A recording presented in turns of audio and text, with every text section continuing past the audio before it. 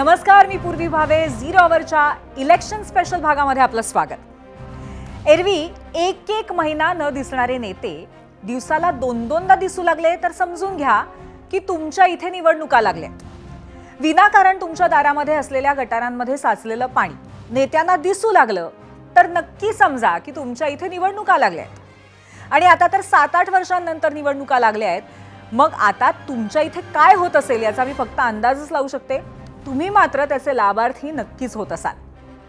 निवडणुकीचा प्रश्न असतो तेव्हा हे सगळं प्रेम उतू जात असतं. पण कसं आहे ना, जेव्हा प्रश्न सत्तेचा येतो तेव्हा मात्र कोणीही मित्र नसतं, कोणीही राजकारण, कोणतंही गणित पक्क नसतं. पक्की असते ती फक्त सत्तेची महत्वाकांक्षा. याच राजकारणामध्ये दर मिनिटाला राजकीय घडामोडी घडतात, समीकरणं बदलतात आणि त्याचं सर्वोत्तम उदाहरण म्हणजे आजचा दिवस. कसं काय हे सगळं सांगतेच, मात्र आज आधी काही नावं सांगते. माजी कृषी आणि आजी क्रीडा मंत्री माणिकराव कोकाटे, माजी कृषी मंत्री धनंजय मुंडे, उपमुख्यमंत्री आणि राष्ट्रवादीचे अध्यक्ष अजित पवार, दादांचे निकटवर्तीय नवाब मलिक, ठाकरेंचे खासदार संजय राऊत आणि काँग्रेस प्रदेशाध्यक्ष हर्षवर्धन सपकाळ आणि प्रकाश आंबेडकर.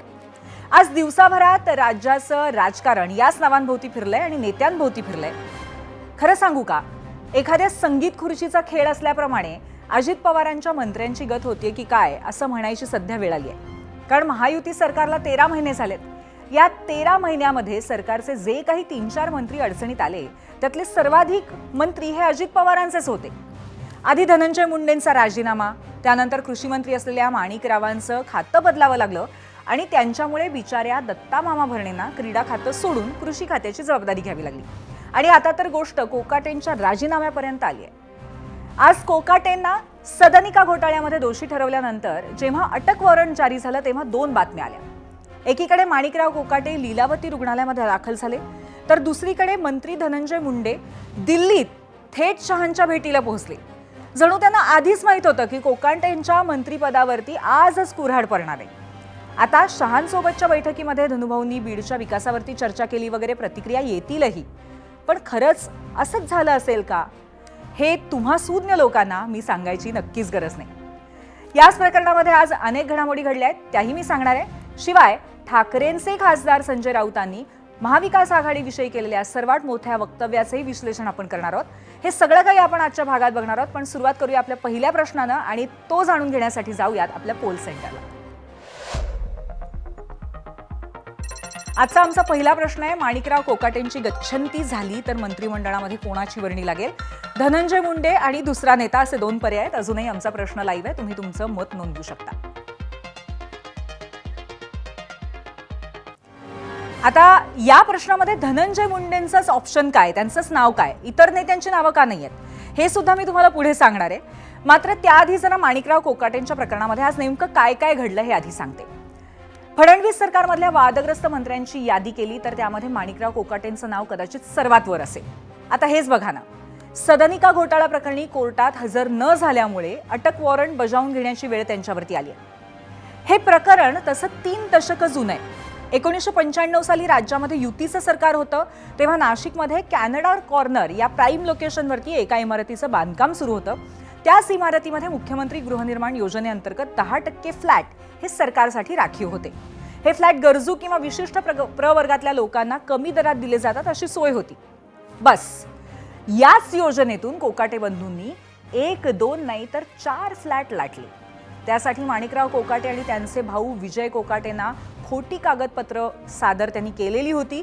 आणि हीच बाब तेव्हाचे नाशिकचे बडे नेते आणि तत्कालीन मंत्री तुकाराम दिघोळ यांनी उघड केली. त्यावर कायदेशीर लढा सुरू केला.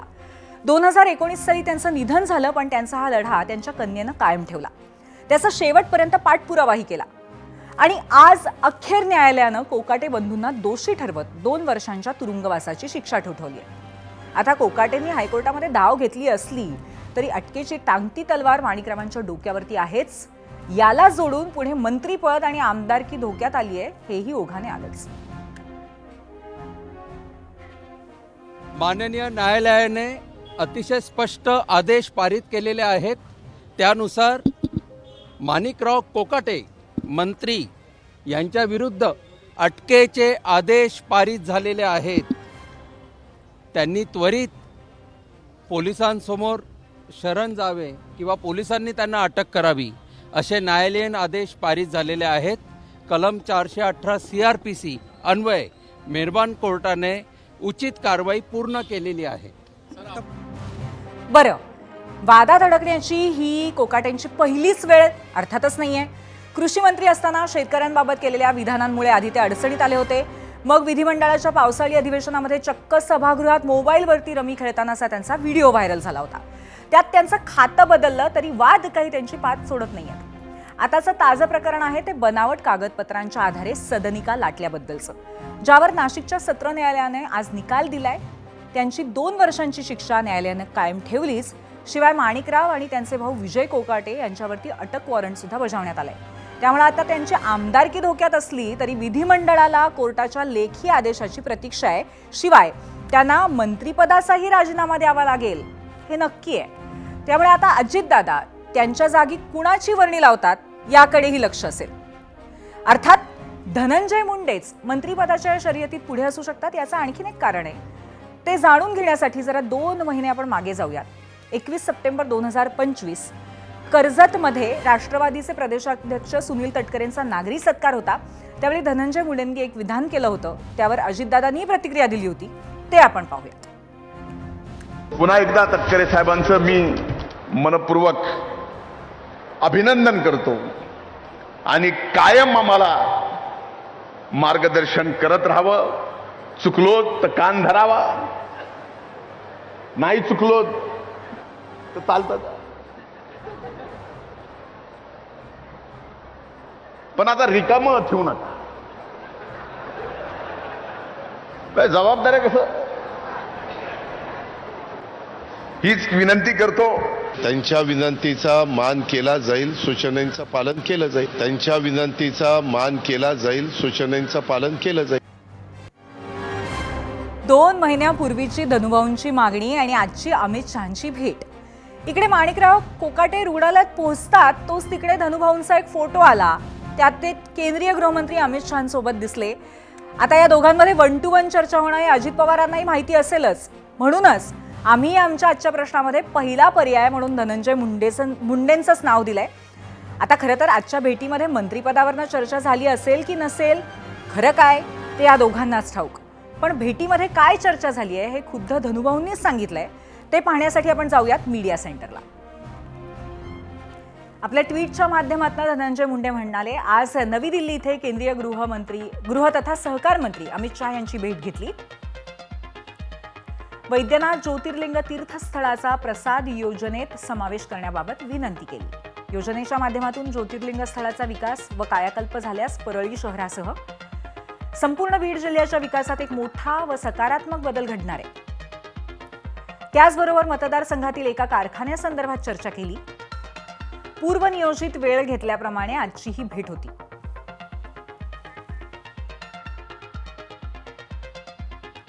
आता धनुभाऊंना मंत्रीपद मिळेल की नाही हे तेव्हा स्पष्ट होईल जेव्हा माणिकराव राजीनामा देतील. त्यामुळे आत्ता सर्वात महत्त्वाचा मुद्दा आहे तो माणिकरावांच्या आमदारकीचा. कारण 2 वर्ष किंवा त्यापेक्षा जास्त शिक्षा झाली तर 6 वर्ष निवडणूक लढता येत नाही आणि आमदार खासदार असाल तर ते पद तातडीने सोडावं लागतं. शिक्षा झालेली व्यक्ती तात्काळ डिस्क्वालिफाय होते.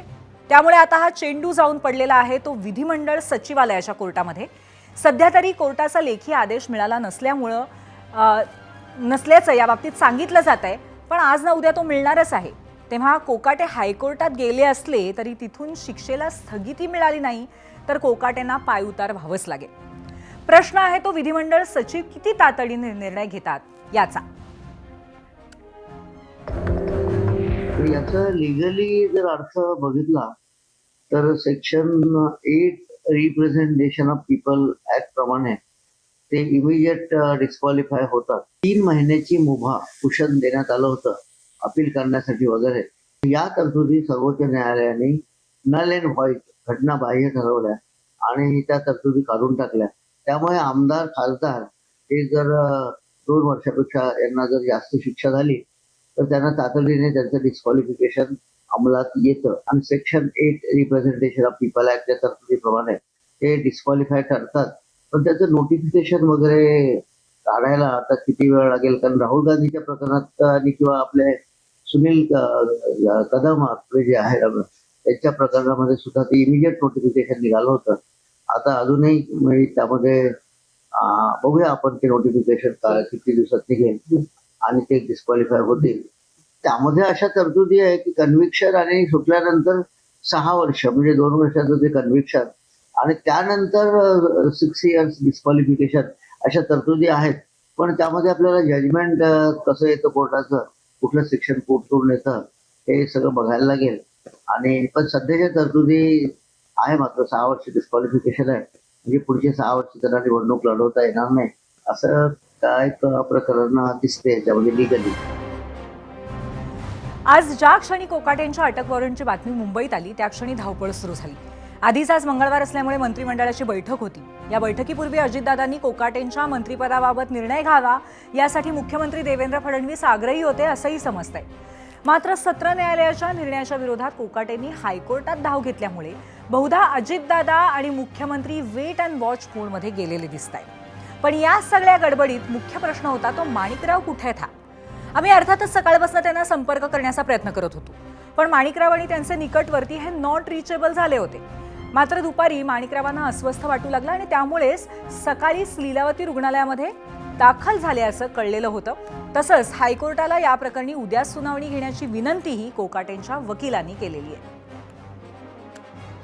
आता आम्ही बघा याच्यासाठी वेळ मागितला होता की ते आता हॉस्पिटलमध्ये ॲडमिट आहेत लीलावतीमध्ये, तर ऑन ह्युमॅनिटेरियन ग्राउंड एक 4 दिवस सरेंडरसाठी आम्हाला मिळावे असा आमचा अर्ज होता. तर तो अर्ज कोर्टाने नामंजूर केला. तर हायकोर्टात ऑलरेडी आता आमचं झालेलं आहे, ई फायलिंग झालं आहे आणि केस आम्ही बोर्डवर घेतो आहोत उद्या. तर हायकोर्टाचा ऑप्शन आमच्याकडे अजून पण अवेलेबल आहे. त्याच्यामुळे हे जरी कन्व्हेक्शन असलं तरी ॲज पर लॉ अपील करायची संधी आमच्याकडे आहे आणि ती आम्ही अवेल करतो आहोत. पुढच्या काळामध्ये मला पूर्णपणे विश्वास आहे की कोकाटे साहेब याच्यातून निर्दोषपणे बाहेर पडतील, कारण त्यांनी अशा कुठल्याही पद्धतीचं कृत्य केलेलं नाही ज्यातून त्यांना शिक्षा होईल. कदाचित आमच्याकडनं बाजू मांडत असताना कमी पडलोय. आता हायकोर्टामध्ये नेमकं काय होणार आहे हे पुढच्या 2 दिवसामध्ये आपल्याला कळेलच. मात्र माणिकरावांच्या रूपाने पुन्हा एकदा महायुती सरकारची थोड्याफार प्रमाणात का होईना नाचक्की होताना दिसतेय. खरं तर अवघ्या वर्षभरामध्ये फडणवीस सरकारला अनेक अडचणींचा सामना करावा लागलाय. यात सामाजिक, राजकीय, नैसर्गिक अशी सगळीच संकट आहेत. कोणती ते पाहण्यासाठी जाऊयात आमच्या मीडिया सेंटरला. एका वर्षातला अडचणींचा पाढा आपण बघतोय. सरपंच संतोष देशमुख हत्या प्रकरण हे पहिलं प्रकरण होतं. निकटवर्तीयांचं नाव आल्यामुळे धनंजय मुंडेंचा राजीनामा त्यावेळेला घ्यायला लागला होता. बीड जिल्ह्यातील राजकीय गुन्हेगारीची अनेक प्रकरणं सुद्धा समोर झाली. अगदी सरकार प्रस्थापित झाल्या हा प्रकार सगळा झाला होता.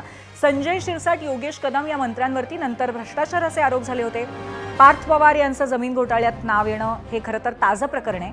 गणपतीमध्ये मराठा आरक्षणासाठी मनोज जरांगेंचं मुंबईतलं आंदोलन अर्थातच तुमच्या स्मरणात असेल. ओबीसी समाजाची नाराजी उडवू नये यासाठी तारेवरची कसरत त्यानिमित्तानं सरकारला दुसऱ्या बाजूने करावी लागली आहे, अजूनही करावी लागते किंबहुना.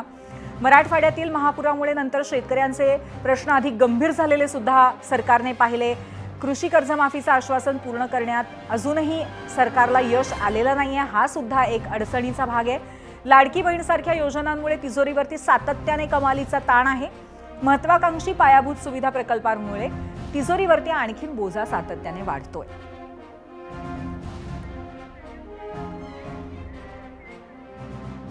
आणि आता याच यादीमध्ये माणिकराव कोकाटेंची भर पडली आहे. त्यामुळेच की काय इतके दिवस बॅकफूटवरती असलेल्या महायुतीने सत्ताधाऱ्यांवरती जोरदार हल्ला केला आणि त्यांच्या सोबतीला सामाजिक कार्यकर्त्या अंजली दमानियाही होत्या. काही होणार नाही. केंद्र सरकार पाठीमागं आहे, राज्य सरकार पाठीमागं आहे. त्यामुळं शिरसाट असू देत किंवा कोकाटे असू देत किंवा पैशाच्या बॅगा त्या ठिकाणी मोजल्या जातात, जमिनी कुणाकुणाच्या काढून घेतल्या जात आहेत, एवढे घोटाळे होत आहेत. कुठल्या मंत्र्यावर कारवाई झालेली गेल्या वर्षभरामध्ये आम्ही बघितलेलं नाही. त्यामुळं मला नाही वाटत सरकार हे संवेदनशील आहे. अशा कुठल्या कारवाई होतील अशी अपेक्षाच आता जनतेने सोडून दिलेल्या आहे. त्यांना अटक होऊ शकते.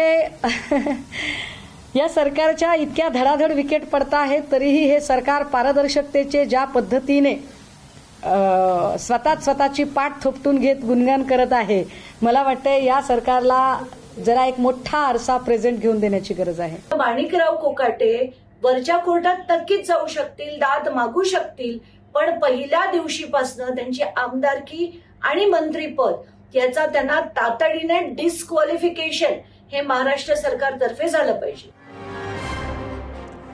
बरं, आत्ता माणिकराव कोकाटेंच्या प्रकरणावरनं जोरदार टीका करणारे जेव्हा सत्तेत होते तेव्हा त्यांच्या सरकारमध्ये अशाच घडामोडी घडत होत्या. मुळात महाविकास आघाडीच्या काळात तर मंत्र्यांना तुरुंगातही जावं लागलं होतं. महाविकास आघाडीच्या कोणत्या मंत्र्यांवरती गंभीर आरोप झाले होते आणि त्यांच्यापैकी किती जणांवरती कारवाई झाली, सगळं पाहूया ग्राफिक्सच्या माध्यमातून. पुन्हा एकदा मीडिया सेंटरला. महाविकास आघाडी सरकारचे अडचणीत आलेले मंत्री आपण बघतोय. अनिल देशमुख माजी गृहमंत्री, परमबीर सिंगांच्या आरोपानंतर ईडीच्या चौकशीमध्ये ते अडकलेले होते. 100 कोटींच्या वसुलीचं टार्गेटच्या आरोपानंतर देशमुखांना राजीनामा द्यावा लागला. 100 कोटींच्या वसुली प्रकरणामध्ये ईडीच्या चौकशीनंतर त्यांना अटक झाली होती. मनी लॉन्ड्रिंगच्या आरोपाखाली तुरुंगात होते आणि नंतर त्यांना जामीन मिळाला. नवाब मलिक माजी अल्पसंख्याक मंत्री, अजूनही वादग्रस्त असलेले मंत्री. मनी लॉन्ड्रिंग प्रकरणामध्ये ईडीने त्यांना अटक केलेली होती. दाऊद इब्राहिमशी संबंध असल्याच्या आरोपांमुळे ते अडचणीत आलेले होते. तुरुंगात गेल्यानंतर मलिकांची खाती बदलली, मात्र मंत्रीपद कायम ठेवलं गेलं होतं. सुनील केदार माजी युवा कल्याण मंत्री, नागपूर जिल्हा बँकेने अध्यक्ष असताना केदारांवरती 150 कोटींच्या घोटाळ्याचा आरोप केला होता. 2 दशकांहून अधिक काळ चाललेल्या खटल्यामध्ये केदारांना दोषी ठरवण्यात आलं.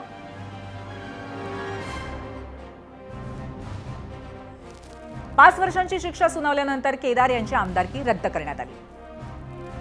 अनिल परब माजी परिवहन मंत्री, साई रिसॉर्टच्या बांधकामामध्ये अनियमितता आणि मनी लॉन्ड्रिंगचा आरोप त्यांच्यावरती होता.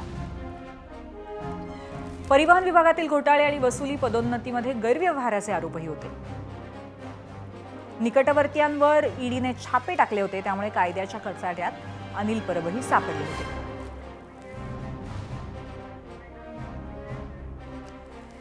असो, सरकारे येतात आणि जातात, मंत्री येतात आणि जातात, असे आरोपही होतात आणि नंतर कोणत्या तरी सरकारी कार्यालयातील जुनाट कपाटातील धुळखात पडलेल्या फाईलमध्ये ते अडकून राहतात.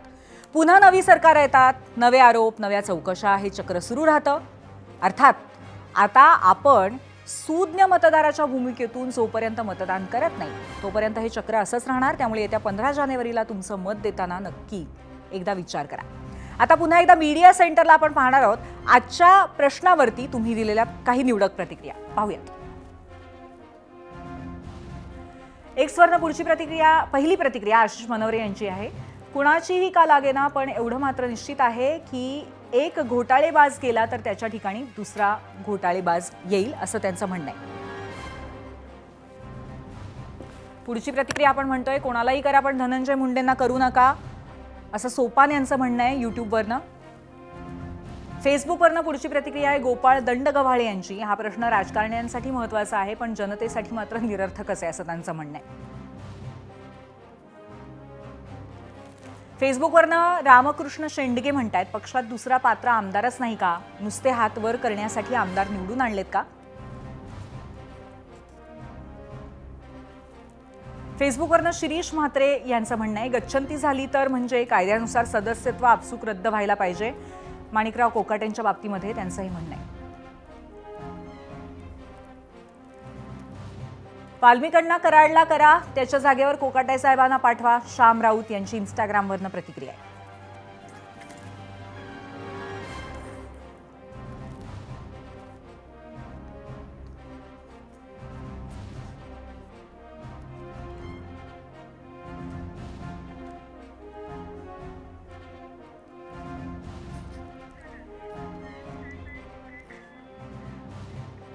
तर अशा काही निवडक प्रतिक्रिया आपण पाहिल्या. आता यानंतर आपण चर्चा करणार आहोत आणि त्यासाठी आपल्यासोबत सध्या आहेत भाजपचे मुख्य प्रवक्ते केशव उपाध्याय आणि त्याचबरोबर काँग्रेसचे मुख्य प्रवक्ते सचिन सावंत. तुम्हा दोघांचंही मी स्वागत करते. आणि पहिला प्रश्न मी घेऊन येणार आहे केशवजी तुमच्याकडे. नेहमीच कुठेतरी नैतिकतेचा आग्रह धरणारा असा पक्ष म्हणून भाजपची ओळख आहे आणि आत्ता गेल्या काही महिन्यांमध्येच ज्या ज्या पद्धतीची वादळं या नैतिकतेच्या अनुषंगाने, कायद्याच्या अनुषंगाने आलेली आहेत, मंत्रिपदाचे राजीनाम्यांची मागणी झाली आणि आता पुन्हा कोकाटेंचं आत्ताचा हे ताजं प्रकरण आहे, या सगळ्या गोष्टींनी कुठेतरी भाजपच्या सरकारची आणि खास करून मुख्यमंत्री फडणवीसांची प्रतिमा डागाळली जाते, असं तुम्हाला नाही का वाटत? एक लक्षात घेतलं पाहिजे, देवेंद्र फडणवीस यांच्या बाबतीमध्ये ते अत्यंत काटेकोरपणे नियमाप्रमाणे काम करतात. त्यामुळे या सगळ्या विषयात तातडीने आपण काही निर्णय करण्याची, काही घाई करण्याची मला वाटतं आवश्यकता नाही. पहिला मुद्दा. दुसरा त्यातला मुद्दा असा आहे की शेवटी असं आहे की आज तो निकाल आल्याचं आपल्या सगळ्यांना कळतंय.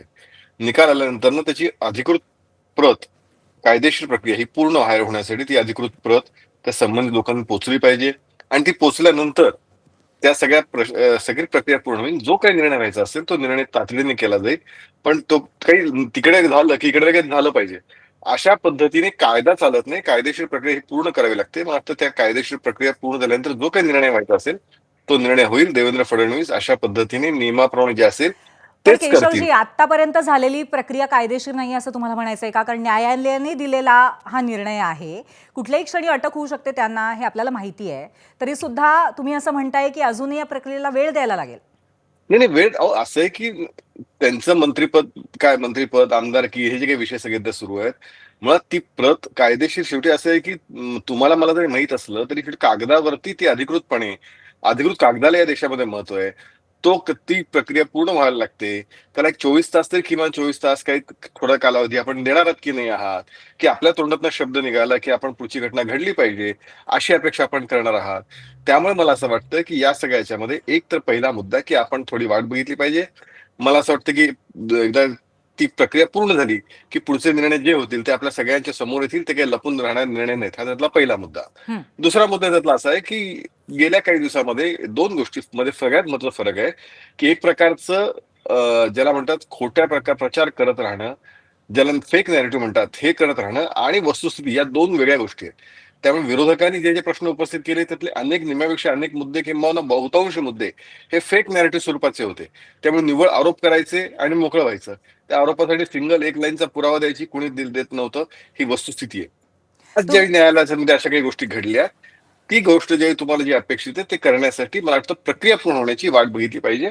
त्यानंतर जे काही घडेल ते आपल्या समोर येईल. पण या बाबतीमध्ये सुद्धा फेक नॅरेटिव्ह पसरवलं जात आहे विरोधकांकडनं, असं तुम्हाला म्हणायचंय? मी दोन गोष्टी वेगळ्या केल्या. तुम्ही मला प्रश्न विचारला की गेल्या अनेक दिवसापासून राज्यामध्ये जे विरोधकांकडनं जे सत्र सुरू आहे तो विषय आणि आज घडलेली घटना, या दोन घटनांमुळे देवेंद्रजींच्या प्रतिमेवरती किंवा राज्य सरकार महायुतीच्या प्रतिमेवर परिणाम होत नाही का, असा तुमचा प्रश्न होता. त्यातला पहिल्या प्रश्नाचं उत्तर देताना मी हे म्हणालो की एक प्रकारे फेक नॅरेटिव्ह, त्यामुळे स्वाभाविकपणे दखल जनता घेत होती ना, बाकी कोणी जे घ्यायचा प्रश्न नव्हता. ज्यावेळी न्यायालयामध्ये सत्य काही वस्तुस्थिती निर्णय आले त्याच्याबद्दल निर्णय घ्यायचा प्रश्न आहे. मला वाटतं तो निर्णय जो याचा होईल. नक्कीच. मग सचिनजी, तुम्हाला आता मला असं विचारायचं आहे की नक्की काय पद्धतीची कारवाई केली जाईल? तुम्हाला काय अपेक्षा आहे? तुमची काय मागणी आहे या बाबतीमध्ये? तुम्ही तो त्यांना प्रश्न विचारला तो चुकीचा होता की या सगळ्या गोष्टीने त्यांच्या प्रतिमेवरती परिणाम होतो का. आता चिखलाने माखलेल्यांवरती अजून काही चिखल थोडासा उडाला तर त्यानं काय परिणाम होणार आहे. प्रतिमा ती तशीच आहे. आणि या सरकारमध्ये म्हणजे फडणवीस 1 आणि फडणवीस 2 हे दोन्ही, आणि मधल्या कालावधीमध्ये 2.5-3 वर्षाचे एकनाथ शिंदे, या सगळ्या कालावधीमध्ये सातत्यानं भ्रष्टाचाराची प्रचंड मोठी प्रकरणं एकामागून एक आली. याही 5 वर्ष आताच्या कालावधीपासून 1 वर्षाच्या कालावधीमध्ये प्रचंड प्रकरणं आली आणि प्रत्येकाच्या वरती त्यांनी पांघरून टाकण्याचं काम केलं. त्यामुळे हे मुख्यमंत्री क्लीन चिट मुख्यमंत्री ते आम्ही आधीपासून बोलतोय. आता न्यायालय म्हणते पार्थ पवारांच्या बाबतीमध्ये कारवाई का नाही, न्यायालय म्हणते. म्हणजे तरी देखील फडणवीस साहेब म्हणतात की नाही ते दोषी नाही आहेत, कोण नाही. हे अतिशय प्रामाणिक मुख्यमंत्री आहेत आणि त्यांना भ्रष्टाचाराच्या वरती अतिशय तिडीक आहे. ते भ्रष्टाचार पाहू शकत नाहीत, त्यामुळे त्याच्याकडे दुर्लक्ष करतात, असं आमचं मत त्या ठिकाणी निश्चितपणे झालेलं आहे.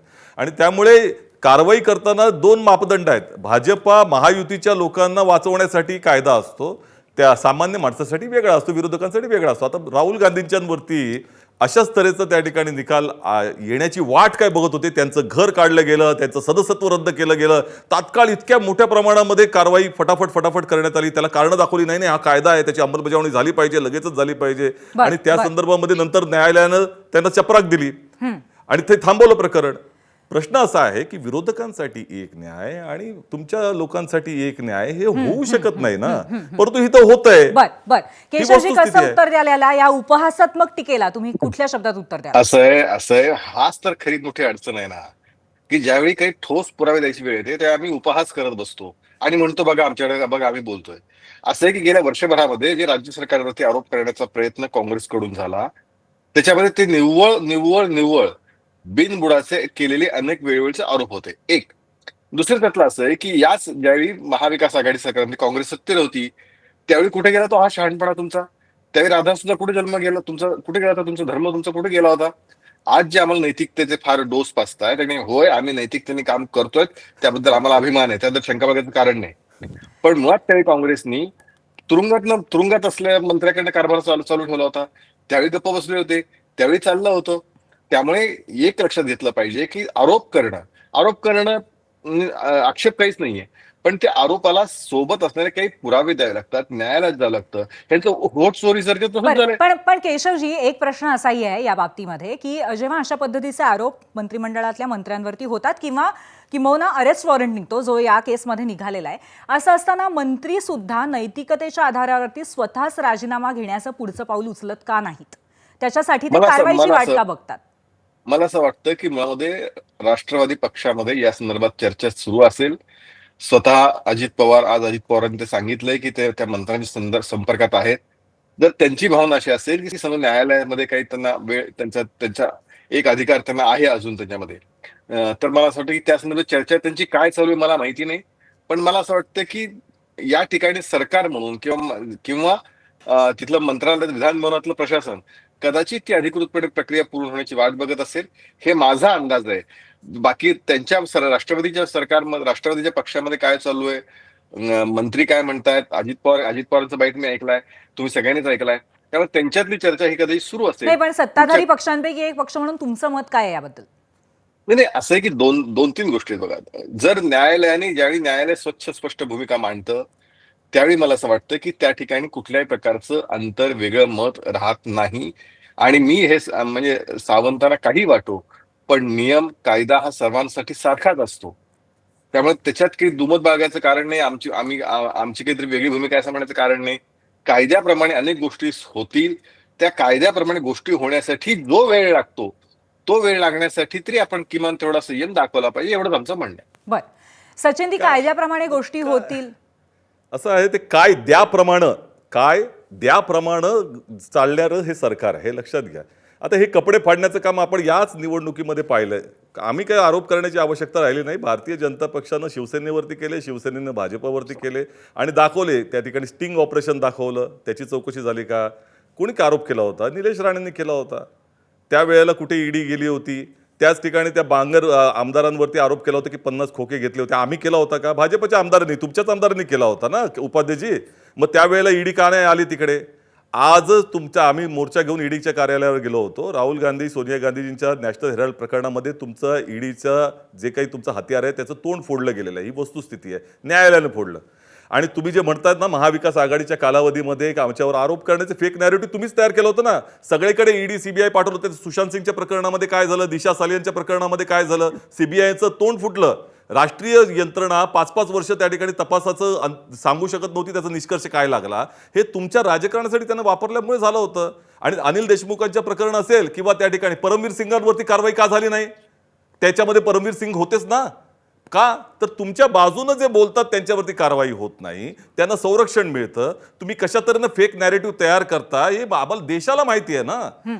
प्रत्येक ठिकाणी विरोधी पक्षाच्या वरती कारवाई केली जाते. आज सगळी ईडीची प्रकरणं विरोधी पक्षांवरच आहेत ना. तुमच्या भारतीय जनता पक्षाच्या लोकांवरती काय आहेत? आणि तुमचं आता क्लीन चिट म्हणजे आम्ही पूर्वी म्हणायचो की वॉशिंग मशीन आहे भारतीय जनता पक्षाचे, कारण ते आरोप करतात. 70,000 कोटी रुपयाचा आरोप अजित पवारांवरती त्यांनी केला होता. 5 दिवसांनी अजित पवारजी बाजूला उपमुख्यमंत्री होते. अशा सगळ्यांवरती आरोप केले, अशोक चव्हाणांवरती केले, अनेकांवरती केले. आणि त्यानंतर ते सगळेच त्या मागच्या दारानं पटकनच भारतीय जनता पक्षामध्ये घुसतात. त्यामुळे तुमचा धोबीघाट झालेला आहे, धोबीघाट, हे लक्षात घ्या. कारण तुम्ही सगळ्यांचे त्या ठिकाणी पाप जे आहेत ते आता पापशालन करण्याची एक मशीन तयार करून टाकलेली आहे की सगळ्यांवरती आम्ही आरोप करायचे, ईडी सीबीआय लावायचा. जसं त्या ठिकाणी भाजपामध्ये प्रवेश झाला, तात्काळ कारवाई गेली. बरं, त्यांचे दाऊदचे संबंध आहेत अशा तऱ्हेचे मोठमोठे आरोप करायचे, परंतु त्यांना पक्षामध्ये घ्या, आपल्या पक्षामध्ये ते बाजूच्या पक्षामध्ये बसवायचं, किंवा आपल्या पक्षामध्ये नाशिकच्या लोकांना घेतलं ना तुम्ही, बरोबर. अरे तुम्ही तर म्हणजे काय, म्हणजे म्हणून बोललो मगाशी पूर्वी, फार चुकीचा तुम्ही प्रश्न विचारला की यांच्या प्रतिबिंबाला काय, ही प्रतिभा चिखलाने वाकलेली आहे. बर केशवजी, खूप मोठमोठे आरोप केलेले आहेत सचिनजींनी. पुन्हा तोच मुद्दा आहे सगळ्या विषयामध्ये की निव्वळ बेछूट बेताल आरोप करायचे हे वैशिष्ट्य आहे. यात अशोक चव्हाणांच्या नेतृत्वाखाली माननीय सचिन सावंत काम करत नव्हते का हो? त्यावेळी सचिन सावंतांना अशोक चव्हाण खूप उत्तम वाटत होते, आदर्श वाटत होते. पण आरोप तुम्हीच केले. ऐकून घ्या ना. आता तुम्हाला अशोक चव्हाण वाईट वाटायला लागले? आम्ही कुठे वाईट म्हणतोय? बसतं म्हणताय ना तुम्हीच. आम्ही काय म्हणतोय? तुम्ही म्हणताय. हे बघा, आता सचिन सावंत, एक मिनिट मला बोलू द्या, मी बोललो नाही, तुम्ही बोलत असताना. असं आहे की ज्या अशोक चव्हाणांबद्दल तुम्ही आता तवा नाही बोलत होता, त्याच अशोक चव्हाणांच्या सोबत तुम्ही काम करतो आनंदाने. केलं ना. त्यावेळी असं वाटलं नाही की त्यावेळी हे चुकीचं आहे म्हणून. आज ते चुकीचे वाटायला लागले. ही वस्तुस्थिती आहे. ढोंगीपणा तो इथे आहे. या सगळ्या प्रकरणामध्ये जे नेते तुमच्या सोबत होते, जे नेते तुमच्या सोबत येत होते, तुमच्या सोबत म्हणजे तुम्ही असं नाही, मग ते उभाठामध्ये असतील, बाकी अन्य पक्षामध्ये शरद पवारचे असतील, तुमच्या पक्षामध्ये ते नेते होते, त्यावेळी ते गोड होते, त्यांचं सगळं चांगलं होतं. ते नेते गेले भाजप. बरोबर आहे केशवजी, पण एकच प्रश्न आहे, जाता जाता एकच प्रश्न आहे केशवजी. पूर्वी म्हणजे किती हास्यास्पद आहे म्हणजे ढोंगीपणाचा आणि नैतिकतेच्या या सगळ्या जे काही शब्द वापरतात त्याची परिभाषाच बदलली. आता माझं एवढंच म्हणणं आहे, बघा लक्षात घ्या, आरोप कोणी केले होते? अजित पवारांवरती आरोप, ते चक्की पिसिंग मुख्यमंत्री म्हणत स्वतः कोण म्हणतो? ते मुख्यमंत्री सचिनजी, हा सगळा इतिहास आहे आणि मला असं वाटतं की दोन्ही बाजूने सध्या इतिहास यांचा काळा आहे. डबल गेम खेळण्यासाठी एकमेकांवरती आरोप करताय, ढोंगीपणाचा आरोप करताय. पण मला एक शेवटचा प्रश्न विचारायचा आहे केशवजी, जर न्यायालयाने निकाल दिलेला आहे तर कारवाई होणार की नाही, राजीनामा घेतला जाणार की नाही, एका शब्दात 100% या संदर्भातलं कायदेशीर प्रक्रिया पूर्ण होऊन जो योग्य निर्णय असेल तो तुमच्या समोर येईल. एकापेक्षा वेगळ्या कुठलीही गोष्ट, कायदा सगळ्यांना समान आहे. कायदेशीर प्रक्रिया पूर्ण करून म्हणजे हायकोर्टापर्यंत, सुप्रीम कोर्टापर्यंत थांबणार आहोत? नाही, असं की मुळात पहिला स्टेज त्याची जी आहे की मुळामध्ये ती प्रक्रिया विधानसभापर्यंत पोहोचली तर पाहिजे. म्हणजे अटक वॉरंट जारी करणं पुरेसं नाहीये असं तुम्हाला? असं आहे की 2-3 पुन्हा वेगळे विषय आहेत. त्यांची आमदारकी रद्द होणार का असा तुमचा प्रश्न होता, कायदेशीर प्रक्रिया. तर त्याचं उत्तर असं आहे की ती प्रक्रिया पूर्ण होण्यासाठी जी प्रक्रिया पूर्ण आवश्यक आहे ती पूर्ण होणं आवश्यक आहे. पूर्ण झाल्यावरती आमदारकी रद्द होईल असं तुमचं म्हणणं आहे? होतील त्या गोष्टी पूर्ण. बर, ठीक आहे. धन्यवाद, तुम्ही आज दोघंही इथे आलात आणि आपली मतं मांडलीत या विषयावरती, त्याबद्दल खूप खूप धन्यवाद. यानंतर आपण जाणून घेऊया पहिल्या प्रश्नावरती आज महाराष्ट्राने काय कौल दिलाय. जाऊयात पोल सेंटरला.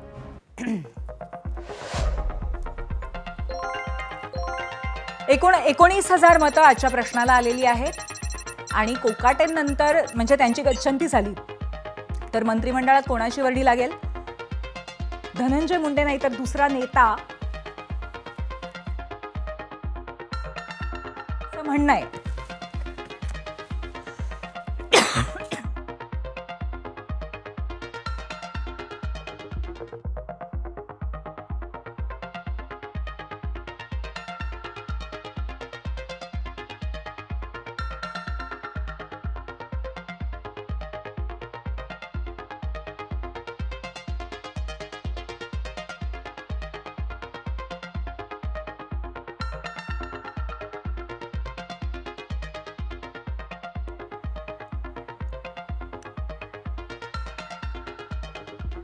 एबीपी माझाची भूमिका या सगळ्या प्रकरणावरती काय आहे सांगतायत आमच्या कार्यकारी संपादक सरिता कौशिक. सरिता. धन्यवाद पूर्वी.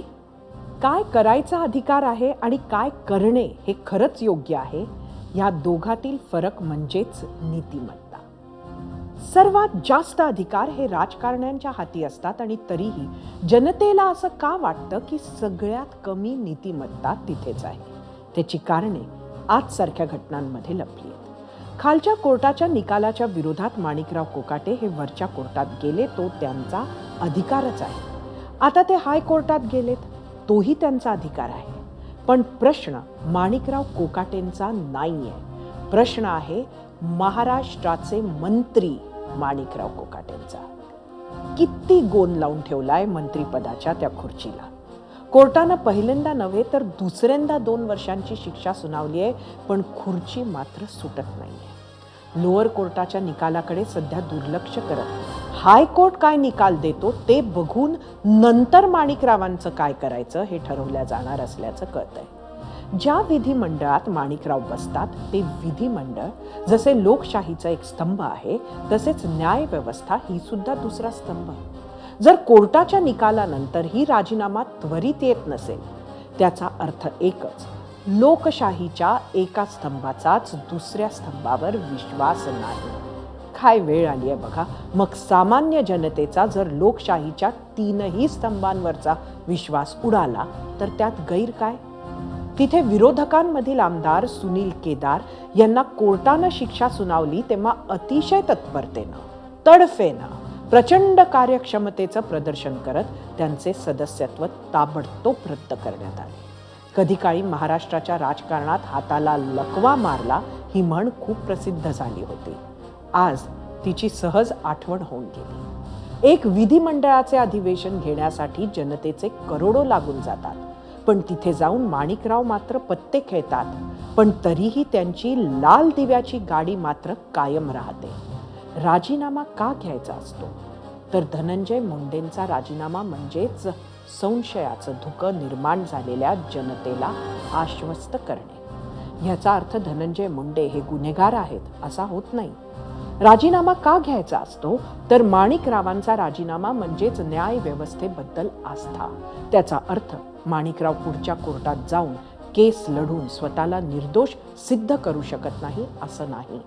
प्रश्न फक्त माणिकराव कोकाटेंच्या नीतिमत्तेचा नाही.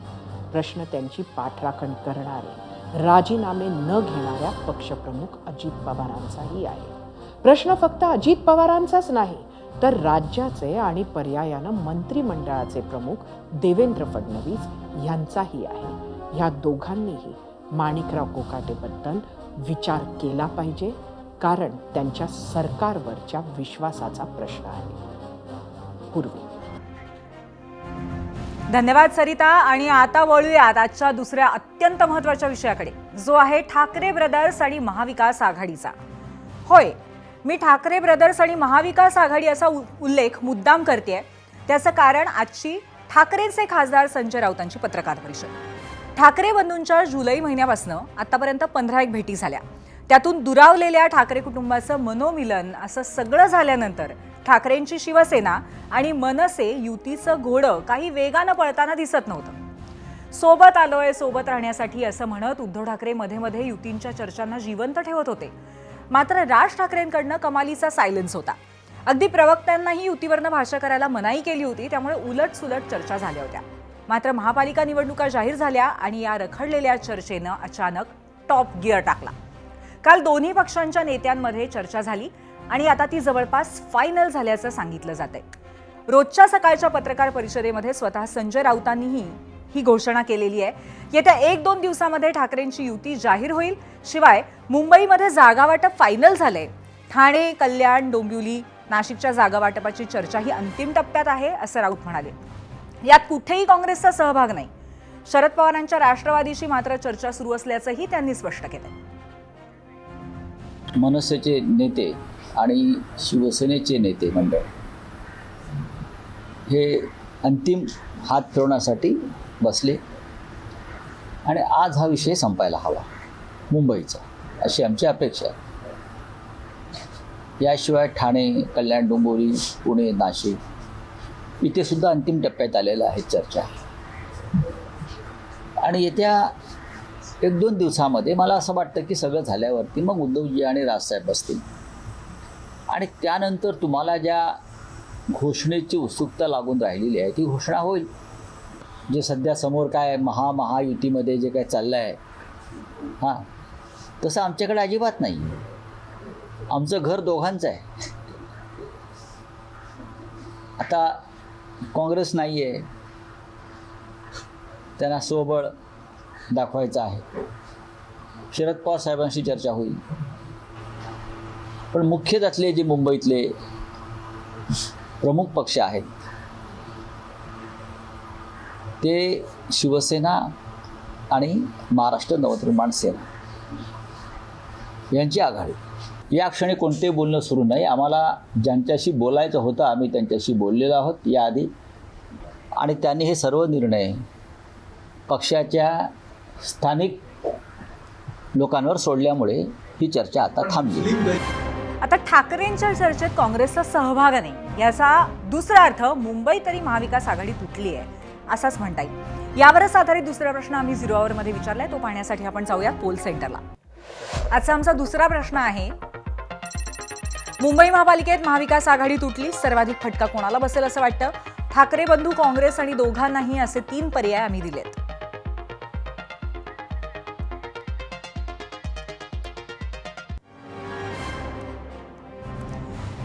बरं, दोन पक्ष पहिल्यांदा एकत्र येत आहेत असं नाहीये. गेल्या 2 दशकामध्ये एकत्र येण्यासाठी दोघांमध्ये चर्चा झालेल्या आहेत, परंतु त्याचा इतिहास आपण बघणार आहोत आणि हा इतिहास आहे काँग्रेस आणि वंचित बहुजन आघाडी यांच्यातला. पाहूयात.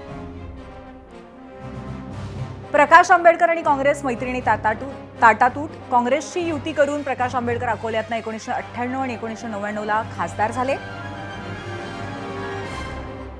1999ला विलासराव देशमुख मंत्रिमंडळात. भारिप बहुजन महासंघाचे 3 मंत्री. 2003 मध्ये आंबेडकरांनी काँग्रेसची साथ सोडली, पण तिन्ही मंत्र्यांच्या राजीनाम्यास नकार. काँग्रेस सोबत नसताना आंबेडकरांचा 2004, 2009, 2014, 2019 आणि 2024ला अकोल्यात पराभव. आंबेडकर अकोल्यातून लढलेल्या एकूण 12 लोकसभा निवडणुकात 10 वेळा पराभूत. 2019ला आंबेडकरांची वंचित आघाडीतून काँग्रेसची चर्चा, पण ऐनवेळी स्वबळावर. 2019ला वंचितने 42 लाख मतं घेत काँग्रेसला 5 ते 6 जागांवरती फटका दिला. 2019च्या विधानसभेतही आंबेडकरांची शेवटच्या क्षणापर्यंत काँग्रेसची चर्चा सुरू होती आणि ऐनवेळी स्वबळावरती लढण्याचं त्यांनी ठरवलं. 2019च्या विधानसभेमध्ये वंचितला 26 लाख मतं मिळाली आणि काँग्रेसला 35 पेक्षा अधिक जागांवरती त्याचा फटका बसला. -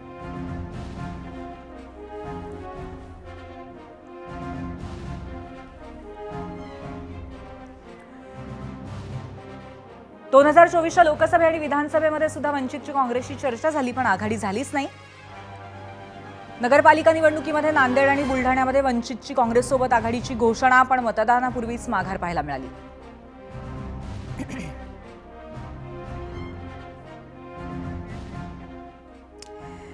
एकीकडे संजय राऊतांनी काँग्रेसचे दोर कापले असले तरी देशातली ग्रँड ओल्ड पार्टी मनसेबाबत काहीशी मवाळ झाली असं दिसतंय. कारण स्थानिक पातळीवरती मनसेला सोबत घेण्यास आता काँग्रेस नेते राहुल गांधींनी ग्रीन सिग्नल दिल्याचं सांगितलं जातंय. असं असलं तरी मुंबईत तरी हे जमणं कठीण आहे, कारण मुंबई काँग्रेसचे शहराध्यक्ष आकाश छाजेड यांनी उद्धव ठाकरेंसमोर नवी अट ठेवली आहे. महाविकास आघाडीमध्ये निवडणूक लढायची असेल तर शिवसेनेनं आपल्या कोट्यातनं मनसेला जागा सोडाव्यात, असा प्रस्ताव छाजेड यांनी आज एबीपी माझाशी बोलताना दिला. आता याला काही ठाकरे बंधू तयार होतील असं दिसत नाहीये. काँग्रेसनं अन्य छोट्या पक्षांना घेऊन स्वबळावरती निवडणूक लढण्याची तयारी केली आणि याचाच भाग म्हणून वंचित बहुजन आघाडीचे नेते प्रकाश आंबेडकरांनी आज काँग्रेस प्रदेशाध्यक्ष हर्षवर्धन सपकाळांची भेट घेतली होती. त्यानंतर दोघांनी एकत्र येण्याबद्दल अनुकूलता दाखवली. महाविकास आघाडीमधला जो महत्त्वाचा पक्ष आहे जो म्हणजे ठाकरेंची शिवसेना, त्यांची येत्या 2 दिवसात मनसेसोबत युतीची घोषणा अधिकृतरित्या केली जाईल. महाविकास आघाडीच्या नेत्यांसोबत चर्चा झाली का? तुमच्यासोबत चर्चा झाली? मुंबईच्या अनुषंगाने जे आहेत ती मुंबईचं आमचं संघटन ज्या सर्व शक्यता आहे त्याची पडताळणी करत आहे आणि आगामी 4-5 दिवसात या संदर्भामध्ये कोणता तरी एक धोरण ठरवलं जाईल. ते शिवसेना आणि मनसे त्या ठिकाणी एकत्र जातात आहेत.